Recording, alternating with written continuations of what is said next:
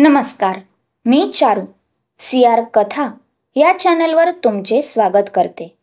इथे तुम्हाला मराठी कथा ऐकायला मिळतील. अशीच एक कथा आज सादर करते.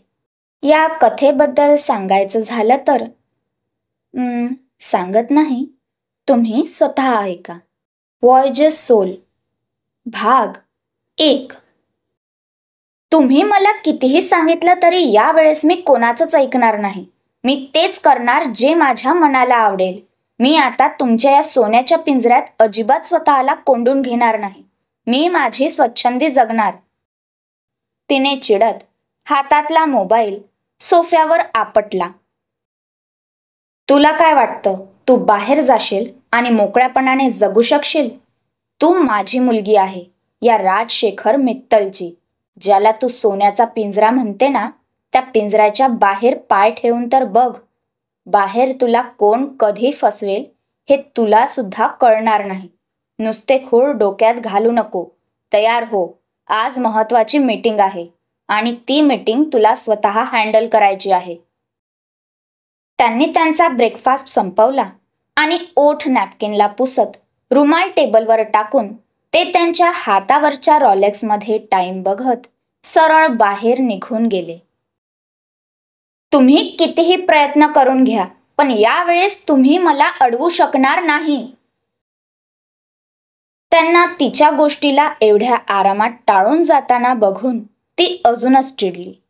तिने तिचा मोबाईल हातात धरून तो घट्ट आवळला आणि जाणाऱ्या त्यांना मागून आवाज देऊन ओरडत म्हणाली, पण त्यांच्यावर तिच्या ओरडून बोलण्याचाही काही फरक पडला नाही.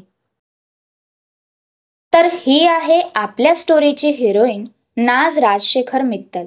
राजशेखर मित्तल हे आशियातले बिझनेसमॅन लोकांमधलं नंबर 1 नाव. पूर्ण आशिया खंडात त्यांनी आपल्या वेगवेगळ्या बिझनेसमधून जगभरात पसरवलं होतं. नाज ही त्यांची एकुलती एक मुलगी आणि वारीस. तिच्या जन्माच्या वेळेसच काही मेडिकल कंडिशन्समुळे तिची आई देवाघरी गेली. त्यानंतर राजशेखर यांना वेळ नसल्याने ते लग्न या भानगडीत पडलेच नाही. मुलीच्या देखभालीसाठी आणि तिच्या पालनपोषणासाठी त्यांनी भरपूर असे केअरटेकर्स आणि बेबीसिटर्स ठेवले होते. त्यामुळे त्यांना कधी तिची काळजी करायलाही वेळ मिळाला नाही.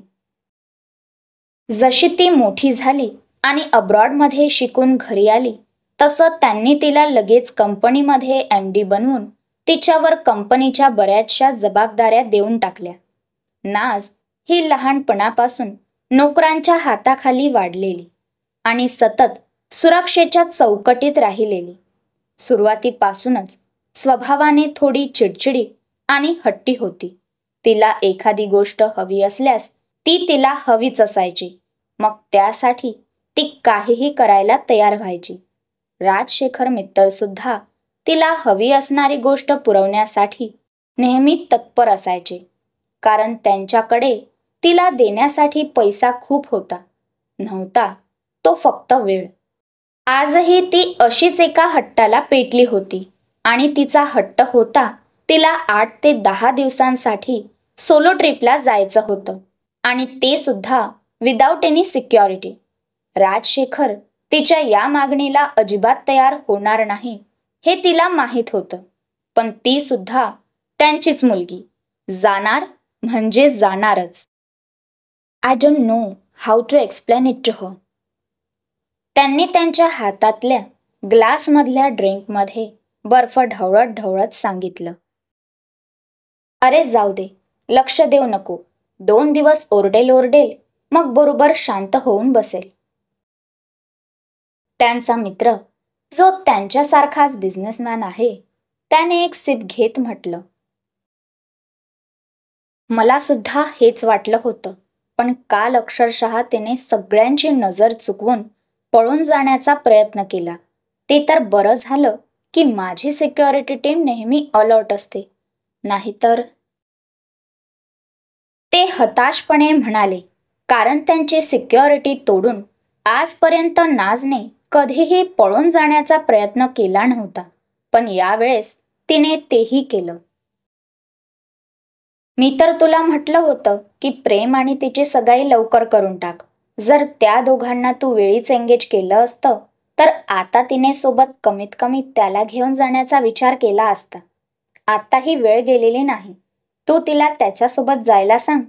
आणि तसंही ते दोघं एकमेकांसोबत फिरतील, वेळ घालवतील तर एकमेकांना ओळखू शकतील. शेवटी आपले बिझनेस पुढे जाऊन त्या दोघांनाच तर सांभाळायचे आहेत. What do you think? I didn't tell her. पण तिला एकटीला जायचं आहे. त्यांच्या मित्राच्या सजेशनवर ते हताशपणे खुर्चीवर बसत म्हणाले, आणि प्रेमसोबत एंगेजमेंटचा विषय तर मी तिच्याजवळ किती वेळा काढला, पण तिला लग्न या विषयात थोडा सुद्धा इंटरेस्ट नाही. या सगळ्यालाही कुठेतरी मीच जबाबदार आहे. तिची आई तिला लहानपणी सोडून गेल्यावर मी दुसऱ्या लग्नाचा विचारच केला नाही. त्यामुळे लग्न आणि कुटुंब या गोष्टीपासून ती नेहमीच लांब राहिली. नजर एका ठिकाणी केंद्रित करत त्यांनी ग्लास टेबलवर ठेवला.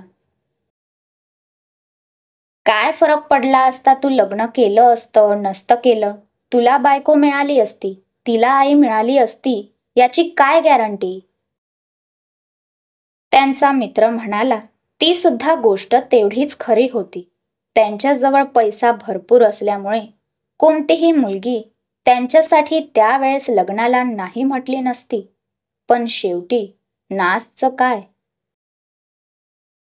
हो रे, हे सगळं तर ठीक आहे, पण आता माझ्या पुढे प्रश्न तिला रोखण्याचा आहे.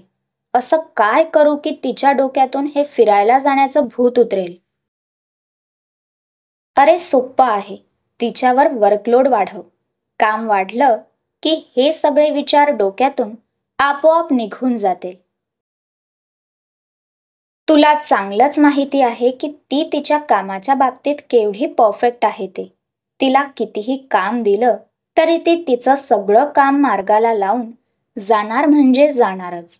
एखादी गोष्ट जर तिने करायची ठरवलं तर ती काहीही करून ती गोष्ट पूर्ण करणारच. हट्ट तिला विरासतमध्ये मिळाला आहे. ओठांची कड एका दिशेने उंचावत ते अभिमानाने म्हणाले, मग तू तिला जाऊ देणार? त्यांच्या मित्राने विचारलेल्या प्रश्नावर त्यांनी नकारात मान हलवली. जाऊ तर तिला द्यावंच लागणार, पण माझ्या अटी शर्तींवर. म्हणजे? मी काही समजलो नाही.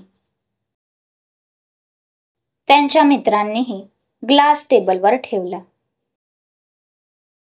नाव it's time to show her that I am her father too. क्रमशः. तुम्हाला काय वाटतं, राजशेखर यांच्या डोक्यात काय सुरू असेल? त्यांच्या कोणत्या अटी शर्ती असतील? जाणून घेण्यासाठी पुढील भाग वाचायला आणि ऐकायला भेटू इथेच. हाय फ्रेंड्स, हे माझे यूट्यूब चॅनल आणि ही माझी पहिलीच कथा. आशा करते तुम्हाला पहिला भाग आवडला असेल. सो प्लीज व्हिडिओला लाईक, कमेंट्स आणि चॅनलला सबस्क्राईब करून मला सपोर्ट करा. धन्यवाद.